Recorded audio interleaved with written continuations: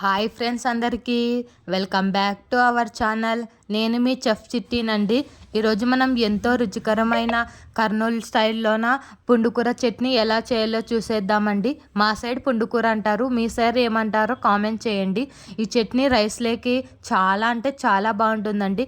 ఒక్కసారి పుండుకూరతో ఇలా ఒక్కసారి చట్నీ చేయండి, చాలా అంటే చాలా బాగుంటుందండి. ముందుగా ఒక కట్ట పుండుకూర తీసుకోండి. పట్నం పుండుకూర ఉంటుంది, మామూలుగా పుండుకూర ఉంటుందండి. నేను ఇక్కడ పట్నం పుండుకూర తీసుకుంటున్నాను. ఇదైతే కొంచెం పులుపు బాగా ఉంటుందండి. సో అలా తీసుకొని ఆకులుగా ఒలుచుకొని పక్కన పెట్టుకుందామండి.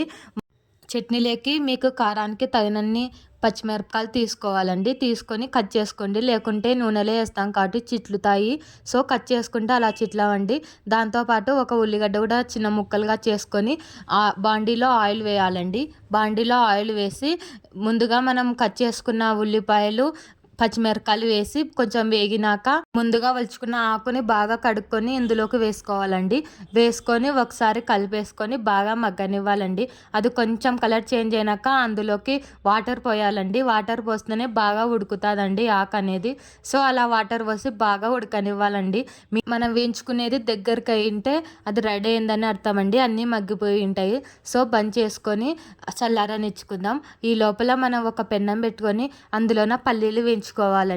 పల్లీలు బాగా వేయించుకున్న తర్వాత అవి కొంచెం చల్లారనిద్దామండి. అవి కొంచెం చల్లగా అయినాక బాగా పిసుక్కోవాలండి. పొట్టు అనేది పోయేలాగా బాగా పిసుక్కొని జాలగంట ఉంటుంది కదండి, అందులోన వేసుకొని ఒకసారి షేక్ చేస్తే బాగా అంత మొత్తం కింద పడిపోతుందండి పొట్టు అనేది. ఇదొక ట్రిక్ అండి, ఒకసారి ట్రై చేయండి.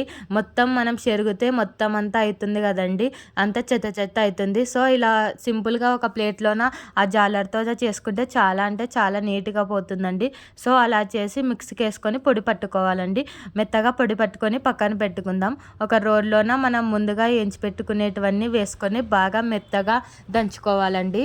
ఇందులో తగినంత ఉప్పు వేసుకొని బాగా మెత్తగా దంచుకున్న తర్వాత మనం ముందుగా పొడి చేసుకున్న పల్లీల పొడి వేసుకొని కొంచెం బాగా దంచి దాంతోపాటు కొంచెం వాటర్ వేయాలండి. వాటర్ వేసుకుంటూ దంచుకుంటూనే ఉండాలండి.